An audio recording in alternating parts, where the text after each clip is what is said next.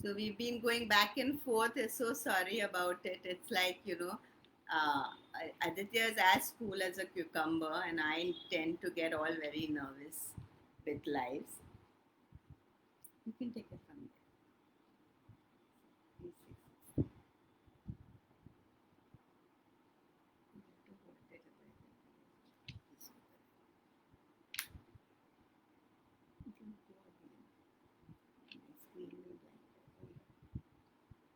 Hello, those of you who are joining us on a Saturday morning to see mother and son go at it. And the amount of times they had to log in and log off, they've been kind. Right. As much as we understand settings and lives and everything else.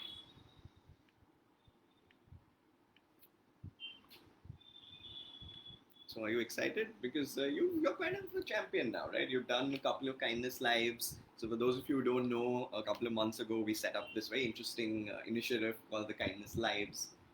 We've done about 6, 7 now? 9. 9. Wow, 9. You want to tell people a little bit about that? How did that come about? What was that? Right. So it was just about getting people who've done some great stuff during the COVID lockdown to speak about small initiatives.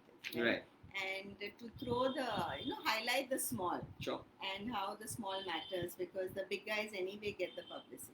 Correct. So how do we really get the small guys in? And we had a great time. And I think Instagram has more of our youth on it. Sure, right? sure. So Insta Lives was absolutely something that I never used before. But I was as nervous as like till this starts, it's going to be like, oh God, why are people not there? What's happening? I mean, no one's coming there are back. 9 solid people on this Yeah, I don't see yeah, them. right here. Now it's got jumped up to 10, just as you said that. And I'm saying there's not a soul because I'm looking for validation on the chat. Right. Right? So, okay, guys, please give some validation on the chat. There's someone who is very hungry for attention.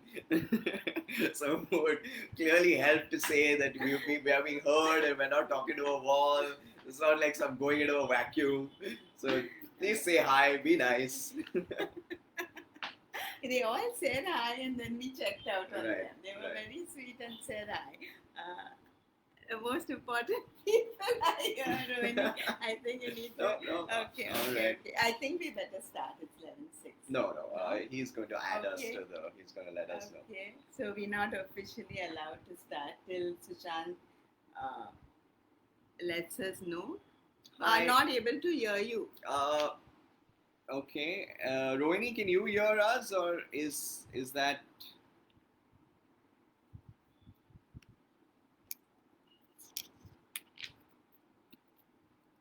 Rohini, can you comment if you can hear us?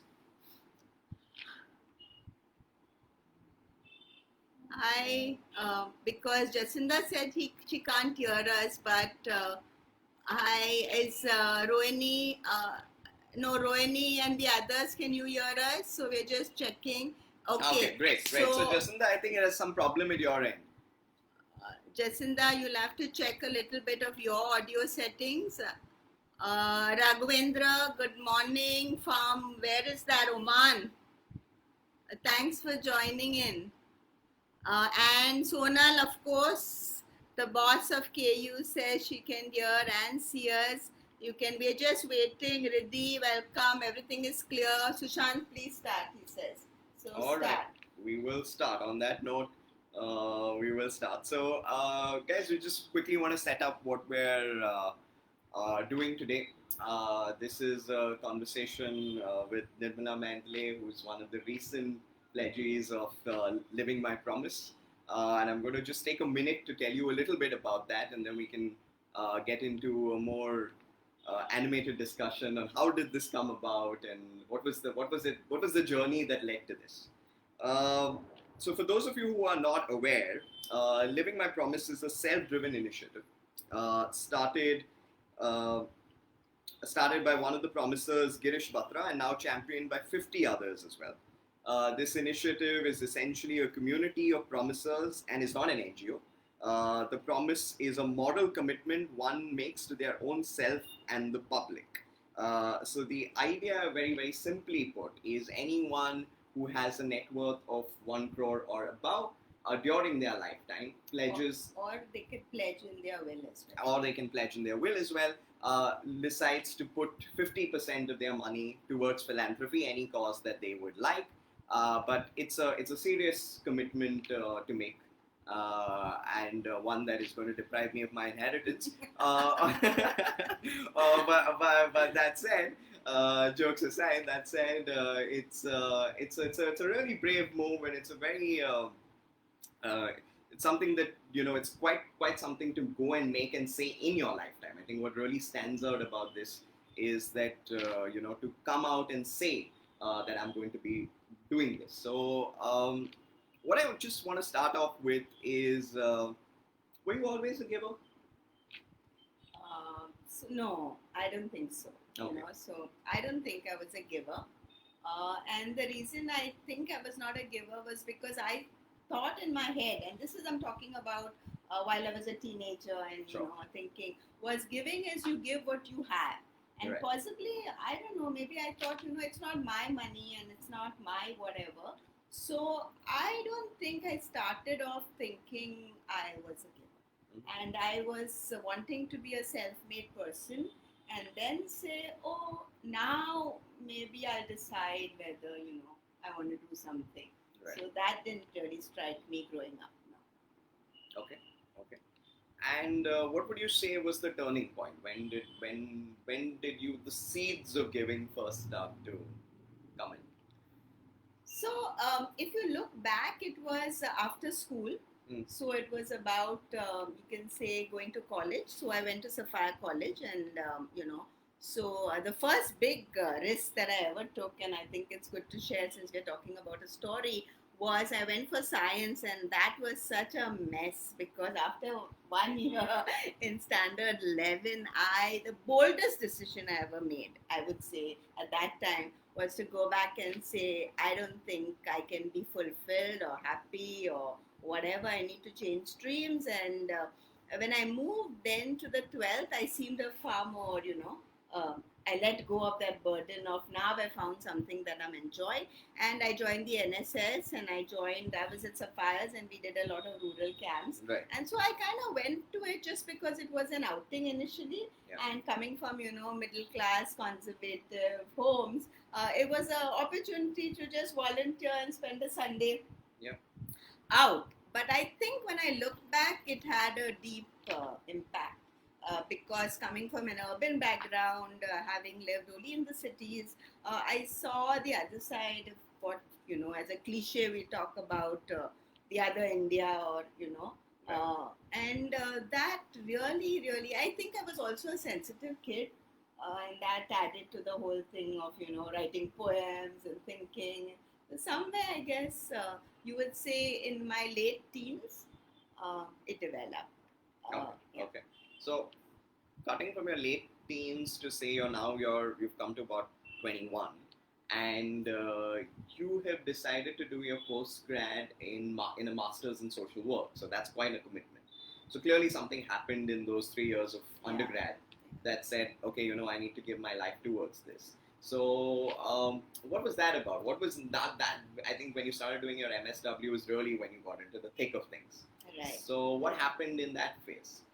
So I think MSW also was by chance. Again, I never knew where Deonar was and where this was, and it was a kind friend who, while I was searching for what to do, because Right. fulfillment was a very important. Money was never a goal. It was about I'll earn, I'll feed myself, I'll have a house. Yeah, these are basic middle class values. Yeah. But I'd like to do a career where I feel fulfilled. I think that was always important. So finding this really opened up another world for me, a world where, went to college and, the whole development sector, and then doing field work twice a week for 2 years, again opened me up to, oh God, I'm privileged. And I think the penny dropped when I said the words to myself. Got it. And I think after that sparked off an interesting journey for you, because I think so. For those of you who are tuning in and watching us, and I mean, you probably have your own interactions with my mother, but I've got to say, this is an incredibly cool person. It's someone who is very awesome because at 21, she has gone, and I'm talking about this is in the 80s, has decided to go backpacking for a 3 month Euro trip. Has decided that she is going to come, as she is going to also spend a year in a remote village in India. And those are things that are cool today, and in the 80s when nobody was talking about that, and it's very very differentiated. So it's a path. I mean, it's a complete outlier path. Yeah. So what happened? Like, what was that moment where you said, "Okay, I'm going to go and spend a year in Buldhana and give my life to this"? So what was that about? So you make it sound extremely big, and but let me tell you, at 21, and I wasn't thinking like that. No. I was just saying that after my field work, remember I went for field work to this place that I stayed in, Sure. and something happened during my field work, which was a summer placement. Right. And then all my friends were looking at big jobs and big, pay packets, and I said, I think I'd like to continue staying here for a year. And I really, really felt fulfilled and happy. But let me tell you, I also knew I was privileged, and this is very important to say, because how many people, I got $300 a month a salary. Mm. How many people at home can say, it's okay, I don't depend on your salary? Sure. So it is a place of privilege that made me spend a whole year where my family was not depending on a paycheck. And so I don't really, I am very, very grateful for that. Fair. And then I think you met some interesting people in Buldhana. Oh, yeah, characters. And someone from Sweden, someone from Norway, someone from, and then on a whim you said, hey, you know what? I'm gonna go backpacking with you guys. So I mean, it's just bizarre. Like it's like one bizarro incident after the other. Yeah. So what happened? Like just. So those guys were crazy as me, because we were sitting under the stars and talking about changing the world, and Right. After that you understand the real world. But at 21 you're extremely idealistic, Sure. right? And so they said, you got to backpack, and we'll show you how to do Europe in $5 a day. Mhm. Now I love challenges, as you know. Right. So actually doing Europe in $5 a day seems so exciting, and they seem so confident. And now remember, I have $300 a month salary. Correct. And when I did the math, at that time it came to around 20,000 rupees that I needed, and I didn't have it. Yeah. And I still saved 2,500 out of the 300 rupees. Correct. So I said I have to take a loan, because my self-esteem didn't really allow that, so to say that, mom and dad give me the money. And so I just, had this conversation and said, you guys, you need to give me a loan, because if I don't go now, I might not go. Mm-hmm. And so I must say, as middle class parents, they were extremely trusting, because they were so strict up to that point. Sure. And I don't know what happened to them. They just kept to their word, and they said, we trust you now. We've done whatever we had to do, because here you're talking about no WhatsApp, no Skype. I used to write a postcard home and used to read them after a month, right? So I can't imagine doing that with you. I'll be harassing you. Where are you? You haven't called me yet, kinds, right? So I think it was again a place of privilege that I was able to do that. I learned a lot in that trip. Yeah. I mean, that travel, I just took 2 jeans and 2 shirts and a very light rucksack, came back with that, because I couldn't afford buying a single thing, right? Except, something for mom and dad, Right. but not for myself. But that was a huge game changer. Mm. And I saw how the Western world lived, and mom said, do you want to stay there? And do you want to study? And for some reason, and I showed you my diary, Right. I just said no. Okay. So I mean, on a lighter note, so last year I happened to go on a solo trip to Europe, and I must tell you, I did not get the same Freedom. freedom. Every couple of hours I was being checked on. Come on. Okay, but anyway, what was firstly a lot of comments coming in. So Raghavendra Gupta is saying that you're awesome and an igniter of inspiration and assurance of self-confidence. I mean, testament to that. I That's, felt if there's anything I'm getting in my inheritance, it's this level of confidence. I can guarantee you that. Raghavendra was someone I worked with in the corporate world, Uh, and he was, someone who I had trained in those days. I do training, and someone who stayed around for so many years. So Right. thanks, Raghu. Okay. Coming back, going quickly back to the Euro trip. So I think the lens to giving can be so different, right? For someone, it could be monetarily. Someone, it could be time. And I think a lot of the other people who pledge towards this have spoken about that. In terms of when you're young, giving time is also a major asset. You may not have money in your 20s. Like we struggled this morning because you were on calls and I was as nervous as ever, and you said, "Give, I don't have the time," right? Sure. So I understand. So I think time is a major thing. There could also be just in terms of being able to share feelings and emotions and having that. And I think just going back to that diary you mentioned, and it was a page turner. That book was quite something, and I felt like you spoke a lot about how while the places you saw in Europe were compared. I think you went straight from Buldana to some of the most beautiful parts of the world. So they had so much materialistically, but they were lacking a lot in terms of family dynamics, in terms of personal connections, in terms of the wealth that we create through relationships. Would you like to maybe talk about that and how that sort of affected your way of thinking about giving? Yeah, so I think when you talk of the 80s and you go into any mall in Europe at that time, you're just floored. So after you're floored twice and you say, "Oh, I have just $5 a day to spend and I can't spend," it cures you, right? But as you rightly said, I was very lucky. I didn't go as a tourist. I went to stay with friends who I had met in Buldana. So I was extremely fortunate, and they put me in touch with friends of friends. So I was, to save money, you can't be really staying in. Maximum I stayed in maybe a youth hostel here or there. But when I looked at the dynamics and I opened up my eyes to everything is not so rosy anyway. Yeah, sure. So it's not about our country or that country. It just gives you that ability to look beyond the surface. And I think till date, I like to look at all the sides before trying to make a judgment. Okay, that's fair. So now you've come back from the Euro trip and you've decided to take up a job because 300 rupees can take you only so far in life, I guess.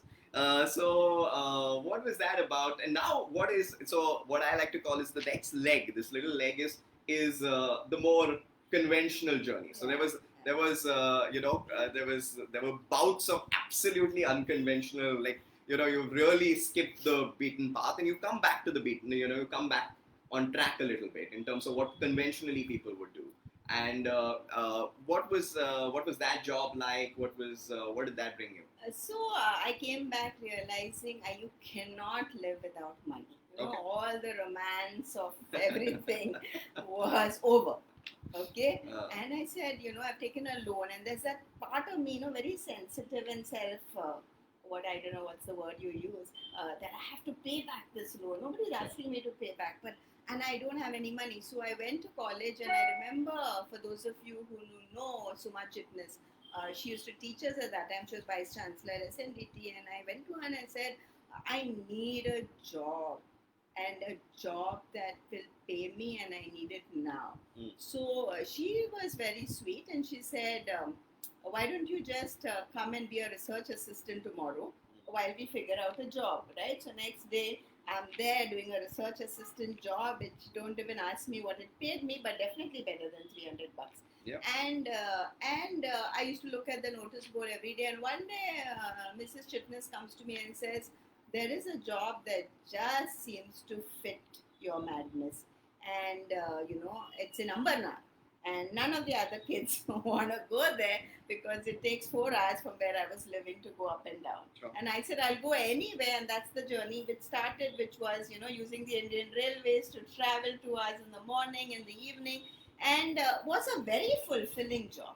Yeah. because I landed up with Mr. Ranganathan, who was a mentor, and till date, I think I owe a lot to him. Okay. Because he valued my madness.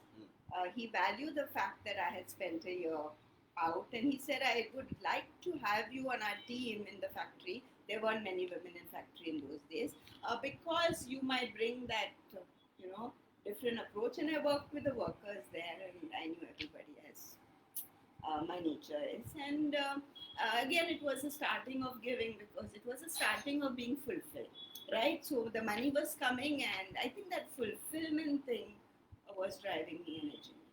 And then, of course, I met my husband, which Right. is dad over there, and there's not wasted. Let me tell you, those 4 hours were not wasted at all, because we spent. There was a budding romance. There was a budding romance, and the day the romance started was when I moved from the ladies' compartment to the General. the general compartment.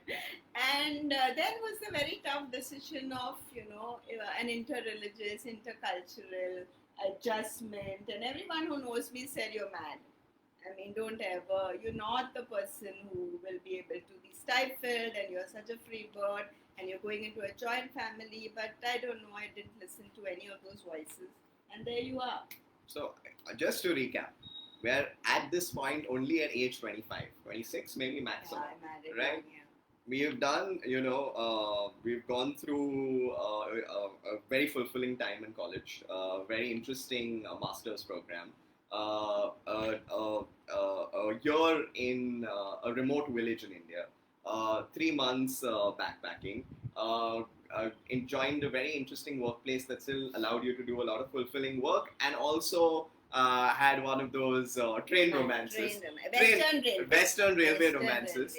And which was cross-cultural, a different ethnicity, a different religion, a different. So I mean, it's at 25, life is it's already full of its craziness. Yeah, and I don't think I was really thinking, because if I was really thinking, I don't think I would have married. So Okay. let's be clear. Okay. Yeah. So what I want to bring it now to is, Iron Exchange, like you said, sort of started a journey of trying to build wealth for yourself, and I think that it went on and on from there, and came a point where you started your own business, and that flourished, and that created a set of wealth for you.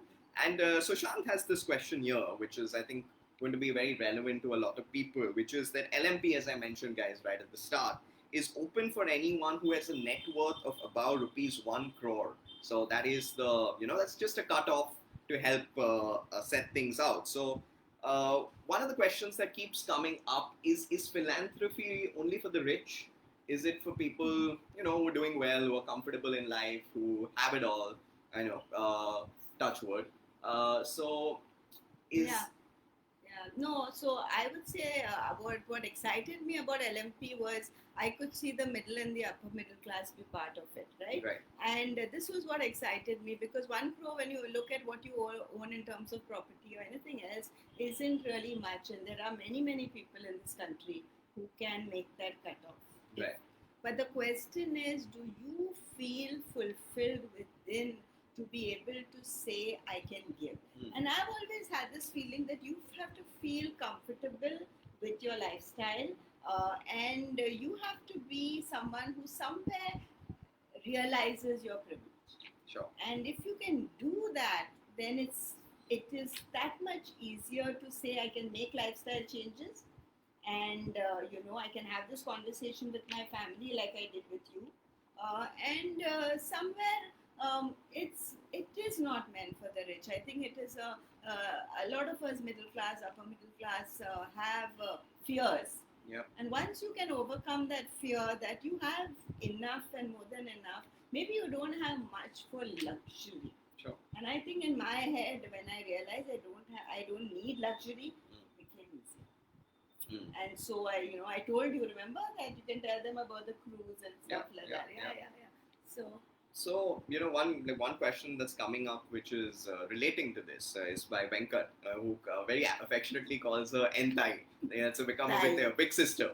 So how can we make people spending more time in conversations, talking about their giving, time and money, instead of the clothes they bought, the exotic restaurants they've traveled to, or the places that they've traveled to. So, how can conversations become more about giving more time and money? We were coming to that kindness phase, but when you look at Kindness Unlimited and you look at the World Kindness Movement, and what we're trying to do is to make it cool, right? I think right now with social media and whatever else, what's cool is about how much you have in terms of materialism, and what's cool is so much of the world we live in, and the conversations around I went to this restaurant and I went and this is the something I'm wearing. And so I think once we can trigger this generation into understanding that fulfillment and joy can come from many other places, not just from owning something. There will be, and I've seen that happen. I'm not a pessimist, I work with youth. I've seen that happening, that it's possible, but I really don't know the way to scale this up. So, Venkat and all you guys, we have to sit someday and find the right strategy. As you know, I'm working with youth again, both at the World Council and at India, because I see potential. And I see youth who have enjoyed volunteering and have enjoyed giving of some kind, as it stays with them. May not be immediately, like when I asked Aditya, he says, oh, now I can't think of giving, but I'm hoping that someday at the right time the seed is put in, right? And he has experienced volunteering, he knows what it is to give. So, Venkat, to answer you, I think there is a lot that we can do to make giving and volunteering and uh, changing the conversation around, oh, I had such a great time, I stayed in a village, I learned this. And the IB schools and the other schools are doing it in a little formal way, that is forcing kids to go, and our schools will take some time. But there are very simple volunteering opportunities that we can provide right here next door and get more and more kids to do it.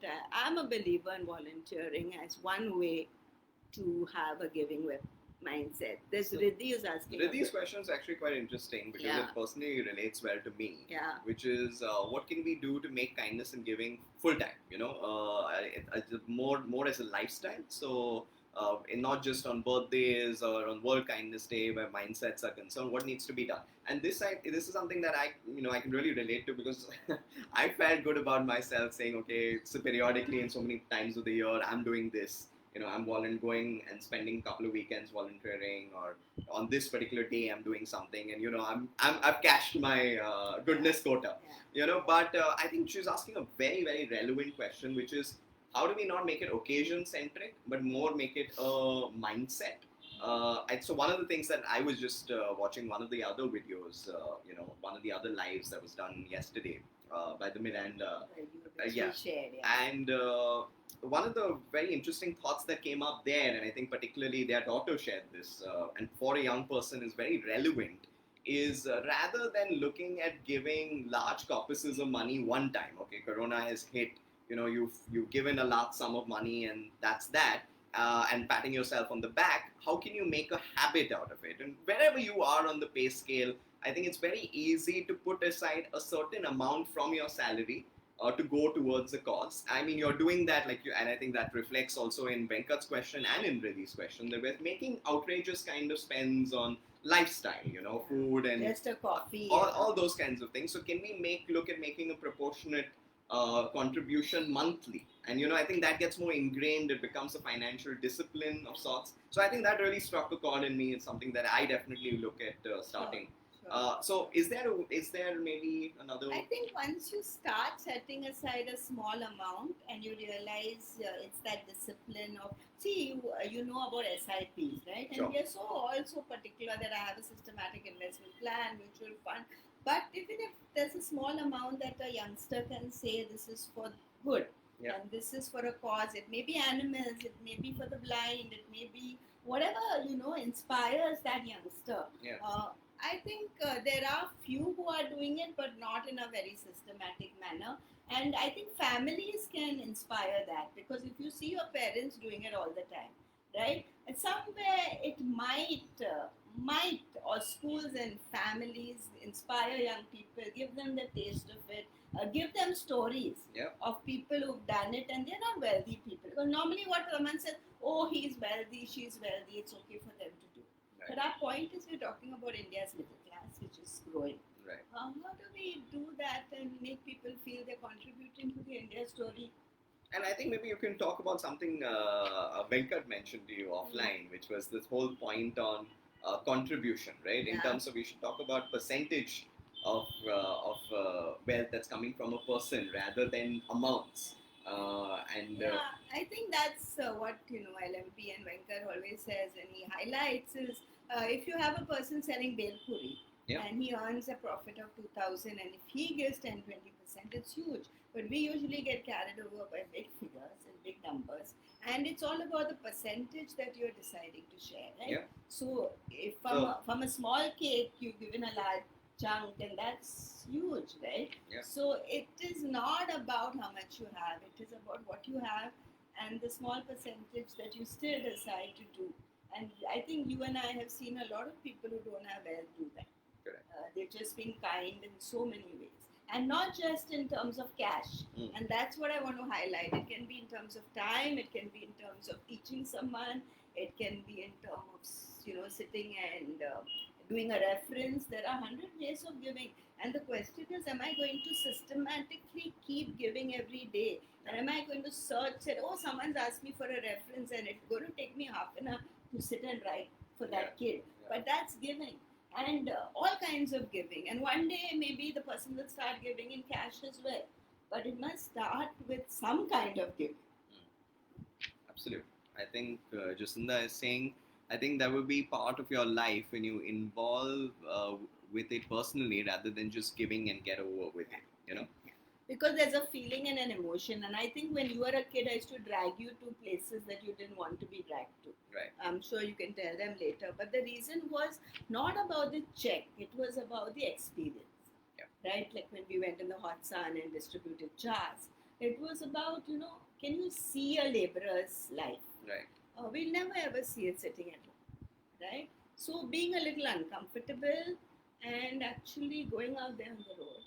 And Jacinda, you have a point. Rishabh said something, seeing each other as part and parcel of the same world and treating the society as an extension of our own, like our own limbs. Yeah, so it's about, the giver and the receiver being equal. And I think that's very important even to the kindness story, which is respecting because today I'm a giver, tomorrow I'm a receiver. And I think, I don't think people see it that way, that giving and receiving is cyclical. And we're all part of that cycle. If I just cross the road and I have an accident, I need a stranger to take me to hospital. And I might be the most wealthy person on God's earth. Yeah. Okay, let's look at giving from another angle. And I think that's also where you fairly differentiated from a lot of people I know, which is you've placed a lot of importance on giving to self. And I just think, give, and when I say giving to self, not necessarily monetarily, but from a self-care point of view, making sure you put yourself at the center of it, because I think, it's important to balance self-interest with the common good. And there are a couple of incidents I can think of. So I remember at 8 years old, when I was 8 or 7, you decided one fine day that you were going to pack your bags and go to Korea on a cultural exchange program, and my dad was given the responsibility and said, "Hey, he's your headache now. I'm off." You make those conscious decisions, and I mean honestly, when I think back to that time or think back to other such things, I never thought most of the time the narrative is, oh God, the son's going to the kid's going to take this badly, or it's going to be you're not giving your child enough attention. But I think what rubbed off onto me in a really positive way is that you placed yourself first, and that was important, and you always seeked fulfillment. You were more than giving when it came to everybody else, but you then didn't compromise when it came to giving to yourself. And it's something that I have really I respect and I've really come to admire, because I think just what that really does is it makes you happier, makes you more infectious as a person, and that has a positive rub off as well. So if you can talk to us a little bit about where did that start and So if you look at the philosophy of kindness unlimited, and the definition of kindness is balancing self-interest with the common good. yeah. Right, and that is something I subconsciously, unconsciously followed even before I met Mr. Kalbag and started having this great chai pe charcha on Saturdays when I met him. Mr. Kalbag was the one who introduced me to this philosophy, and so I think some way, I don't know who to credit for really. I always thought that you cannot sustain giving till you are charged yourself. That means you have to charge your own dog. So whether it was music, whether it was taking a walk, whether it was meeting friends, whether it was going out for a movie. I remember there was a great crisis at home and I just packed my bags and went and saw a movie. Right? Because I just needed to calm down. And anyone seeing me in that theater would have judged and said, there's a mega crisis and I don't know what this woman is doing.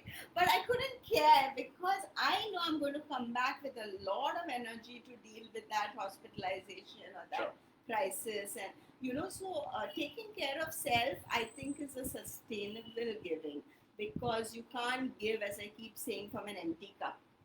You must be a little filled yourself. And I see people not caring for themselves.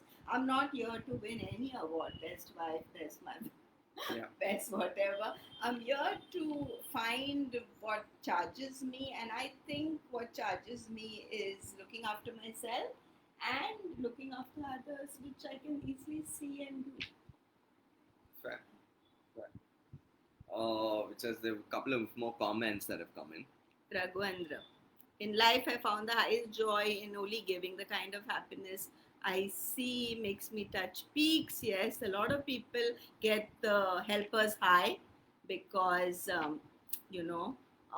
you feel joyful, and it can be infectious. And I think it's about starting to do, and so that you feel high. Riddhi says, what would you say to young people who are passionate about volunteering, giving of their time, skills, and truly learning to be relevant to make the world a happier, warmer place? And also seeing the importance of money. How important is each factor? Navigating the excesses and pressure. So, Riddhi, this is exactly what I'm saying, that we need to balance. We need to say no. We need to know how much we can do, because there's no point, that you burning yourself. Burning both ends. And for all of you who want to read up, one person who inspired me besides this was Adam Grant's book Give and Take. Since Adam Grant clearly talks about successful giving and unsuccessful giving, and I must say that it has resonated with me, because I see unsuccessful givers who just give and give and give and give and have a breakdown or fall off the cliff. And I think that's something that for me personally, I think young people take to, because when I talk to young people and I say, have the courage to do what you can, have the courage to say no to what you can't. And when I live in a joint family with the intercultural, interreligious, inter everything, it's very, very difficult if you can't keep that balance. Because if you don't keep that balance and you're not able to look within and have less conflicts, because I find most of us are conflicted within. We're feeling guilty, we're feeling ashamed, we're unable to say, I'm sorry, I can't do this, or I'm not well, or whatever. And I think once young people learn that there is, but the problem is we have a lot of people who are very selfish. And so if you go to the other extreme and you say, I only want to take care of myself, that's where you have a problem. Like, and Adam talks about givers and takers. And, I've become pretty good at this now, this giver, taker, matcher thing. And and I've seen the joy of associating with givers who are successful. And it's very, very joyful, because with a taker, there's a limitation. You can see that person sucking out the energy out of you. And a lot of young people share that with me and say they didn't enjoy a particular opportunity, or they felt taken advantage of, or they felt not respected. And I think young people can see through on your intention. Okay. I'm going to take a couple more questions. Guys, please keep the questions coming. It's great. So here's one that Supreet Dhiman had. which is how can we make giving more attractive to the well-heeled middle-aged people? Which is That's me. you know, Oh gosh. yeah. So I think it's all about, I mean, Supreet, sorry to burst your bubble, but honestly, the reason I work with young people is because I see much more hope there. Yeah. And I feel, if we can see this generation now, when they are middle aged and well healed, I really hope they can change their value system and they can give far more and they understand the joy of giving joyfully. Where the otherwise the well healed, unless that person sees and has experienced and has had some amount of pain, unfortunately pain has helped some people change, yeah. But I think we keep the conversation going, we talk about stories that are inspirational, we change the drawing room conversation to good news stories. And there's so much of good. If you look at the LMP side, Venkat's always posting about the small guy who's done so much of good, right? I think we have to talk about the common man stories, because people get carried away and say, oh, he's rich, he's wealthy, they are like that, right? So the more we talk about the common man, and we have, the media is not really helpful, but possibly if we all can make that difference about telling stories of what people have done and how it's inspirational, who knows, someday the seed and the flower will bloom. I'm confident, I'm an optimist, yeah. So Yashwant, though, hello, Mama, he's listening Yeah. in. He is saying, how do we find the worthy party to give? Mama, the thing is how to do a sincerity screening, right? And for a sincerity screening, there's some amount of questioning, and you can't just sign off a check without having done some due diligence, right? And I think people don't like to do that. There are various ways of doing that. It's like if I was to go and get a job, I would have found out from people what the company is like, what the culture is like, how many people have left, why are they exiting. So same way as when we choose where to give, I think there is absolutely important to do and to find people who worked with the cause, to find where the money goes, to find simple questions of how much they spend on admin, and it's not difficult, but it's possible if we decide, because otherwise we become unsuccessful givers. We give and we say, oh, they blew up my money, and then I see so many skeptics and cynics. I don't think that's necessary. It's possible to find out people who work with people. And authenticity and trust are things you can't fool everybody all the time. So another question by Venkat, which is relevant, which is that you've headed HR, you understand corporate culture, and people are drawing insane salaries today, 2, 3, 4 lakhs a month. So how do we encourage them to not give 1 or 2% of their wealth, but 20%, 30% of their wealth? So, Venka, the question is how do we inspire people to start in small ways? So, when a person is just if I have money today, it's because I have been saving for my first salary, for my first check, right? So, same way, I think once we start off in a small way, so people in the first job are inspired by people who go and speak about causes or take them and allow them to directly give to causes, and actually, or even give in kind and buy stuff and give. I have a feeling once they start associating with a particular sector, associating with certain not-for-profits or others who are doing excellent work, I think that's when we can't just convert anybody immediately. It's got to be some sowing and some mulching and some manure that needs to go in before people start having the confidence of giving. And I don't think all of us, me included, are doing that much to have those conversations with the corporate world. I'd be happy to, take it on if required, and just going up and engaging with young people and letting other young people speak to them. But I don't think I should be telling them. I should think young people relate to young people, and if they can listen to the stories of other young people, who knows, we may have a generation coming up who would be far more giving, and a generation who understands their privilege. I think that's also important, because what is privilege? Is it one car, two car, three cars? I don't think people have been able to define what is privilege. For me, a big moment is when I sold my car. Right? It was a huge moment. Can I live without a car? Of course I can. After Uber and Ola came, I realized it was a big decision, you bet, because it's a prestige, a status symbol. But as you confront it, you realize there's no big deal. Yeah. It's all, if somebody else thinks you're poor, good for them. I don't know. Okay, Jacinda has another interesting question. Do you think giving back to the society should be part of the education system? Maybe 1 or 2 hours of social work gives some credit to their percentage.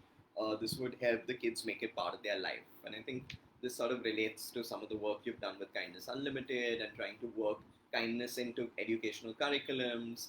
So, if you want to talk about Yeah, that. Jacinda, there's no two questions about it. The question is, as a parent, am I ready to go with my kid for a volunteering opportunity? Right? I don't think parents would rather give you an iPad and send you packing, or send you for a movie, and I think parents who can take off that time would be able to be far more successful. I recently saw a whole family volunteer. The kids were 10 and 12, and the parents, and they were going a beach cleanup, painting, and the father told me he does this every month with his kids. I think there's a huge value in that. And so school can do something, of course, which some schools are doing and the NSS has been trying to do. But along with that, the adults that you are around, I was inspired by the adults around. And from the time he's a kid, I've been dragging him on his birthday. We're going to this orphanage, we're going here.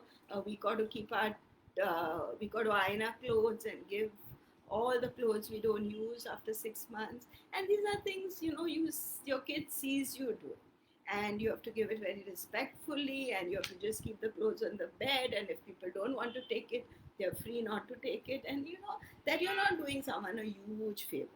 It's just that you have, and give that person a choice to take it, not take it, to do what you want. I think we're making also, that thing that you actually have should hit home.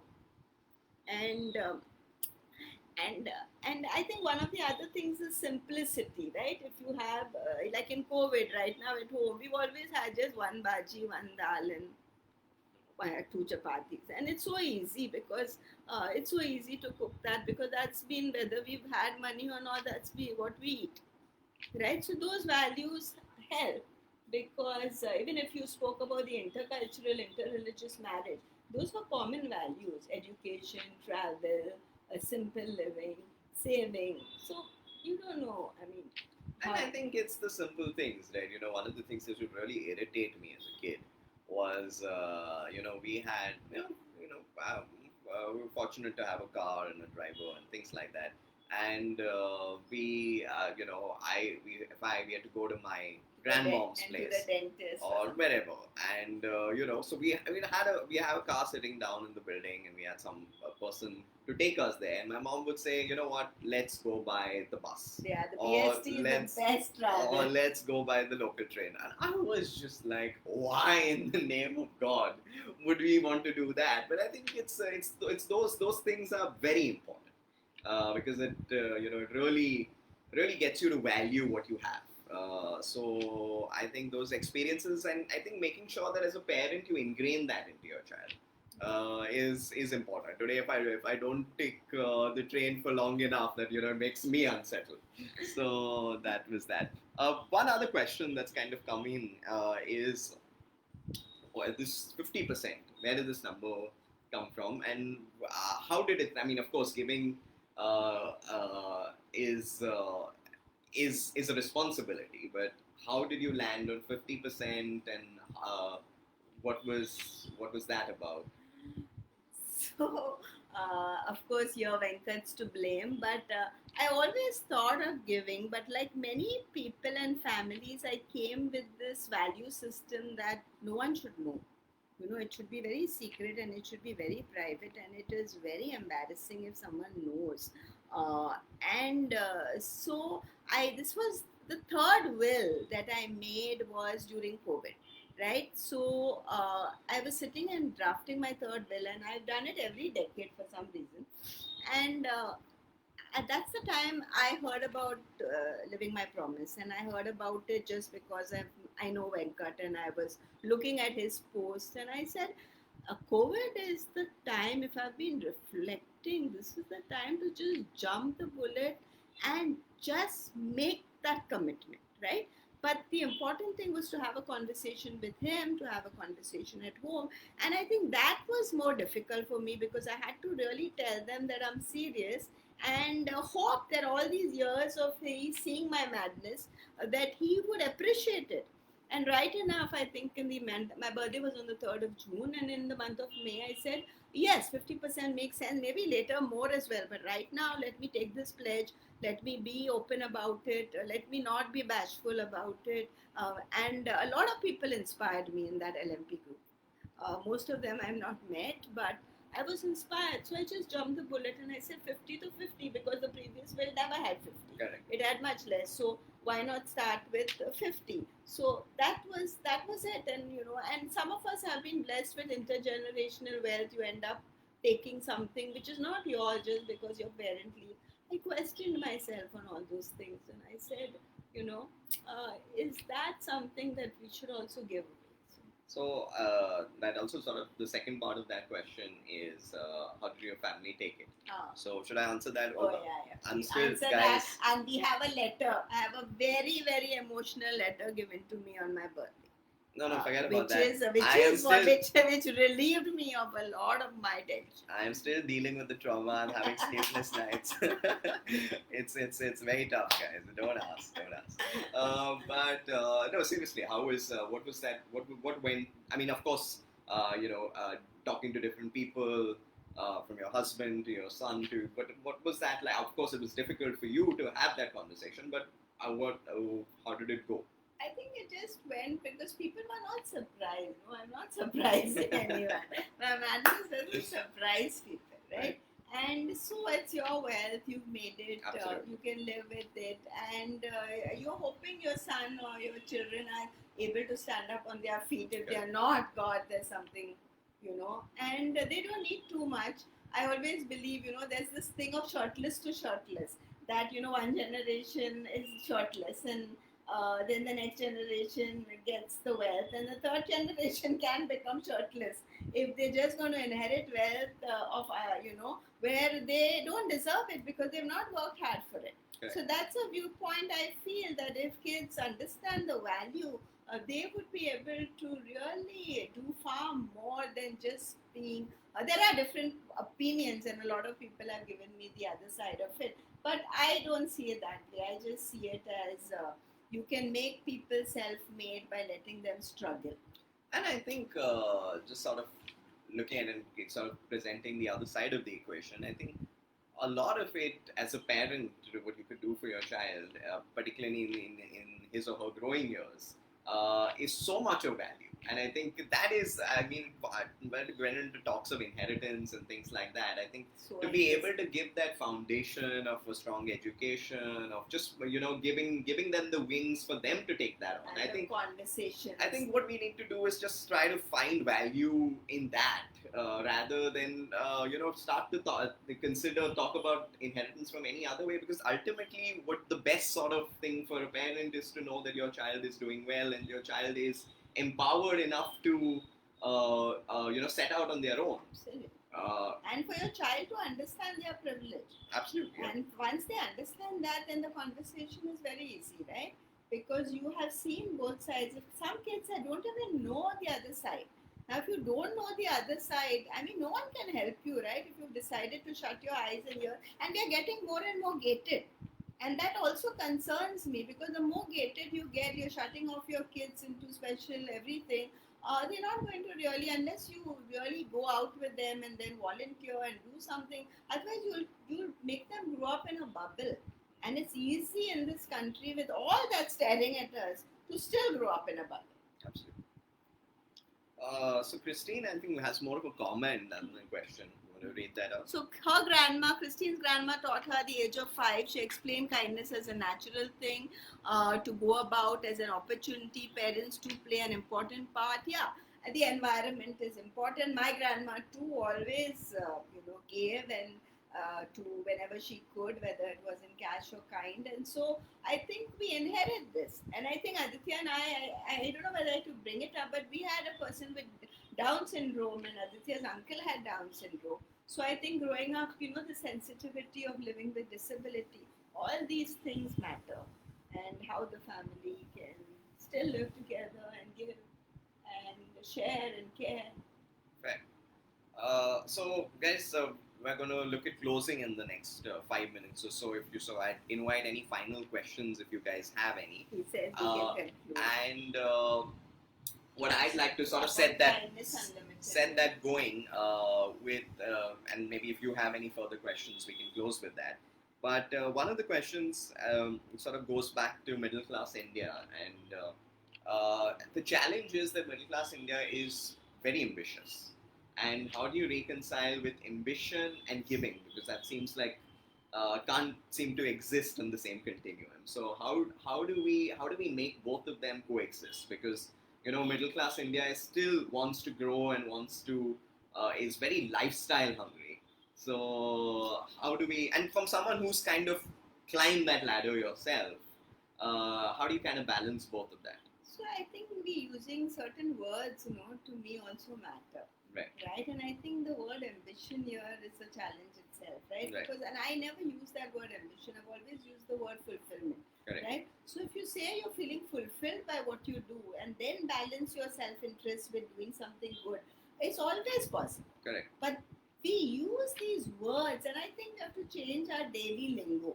Because words have a perception and it has a way, and so as adults I think our conversation and the words we choose with kids are important, because having a fulfilled life, having some kind of a good hobby, being joyful, having some meaning, finding purpose, there are so many other words that we have to use rather than ambition and everything about reaching somewhere. So I think and that's what Kindness Unlimited and the World Kindness Movement possibly is ultimately trying in various ways. How do we interact with youth and get them to see that there's another side of living, and that other side of living is not just about what you get, but it's also about what you can give. And once you can be a receiver and a giver and a giver and a receiver, and realize we're all in that continuum and we must keep the cycle going, I think it's not that difficult.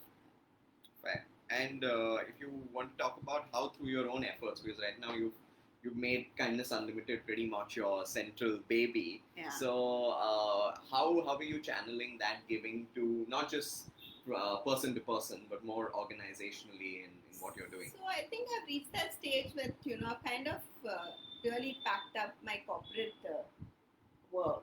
So there's a little more time to really look at that Kindness Unlimited and the leading at the World Kindness Movement. So I think I'm really looking at young people, and I have we already have young people on the table. And in the World Movement, I started the first youth council, because I really believe youth should drive it. It's their world, it's their planet, it's that mess that we may have created, but it's for all of us jointly to realize we have a role. So I think so some of my money would go into helping kindness structure. At the same time, I would want Kindness Unlimited to always have very low admin rates and encourage the whole pro bono thing, which I think has been so beautiful with the movement. That I've met tons of people ready to give of time, talent, resources, money, without asking for anything in return. And I think there's a huge potential and untapped potential. All right. Thank you so much. And there's a lot of kind comments, really, a lot of kind comments that have come in. If you want to read a couple of them, and thank you so much, Jacinda, Riddhi, Rohini. Yeah, I mean, absolutely. You all have been very kind, and I'm glad you liked the exchange, and I'm glad that it brought some value to you when you woke up on a Saturday morning Yeah, for that us. too from Australia. Yes. Yeah. So really appreciate it. Guys, this is a periodic thing that keeps happening on the Living My Promise page. So please tune in again the following Saturday for a session similar like this to hear the story of another crazy giver and what prompted them to get into this. There's a website and a Facebook page.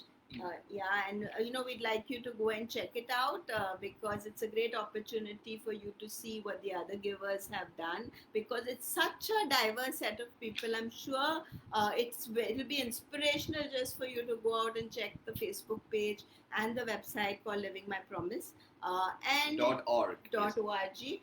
And really see that it is diverse, and so all of us can inspire people to sign the pledge, and some of you might one day think of signing it, and that's the reason we're doing the lives, is hoping to inspire people to come jump in and have more giving happening. Thank you so much. Thanks LMP for having, thanks Sushant, thanks Venkat and the entire team for having me today. Thank you. Thank Have you so a lovely much. day ahead. Take care. See ya. Bye bye.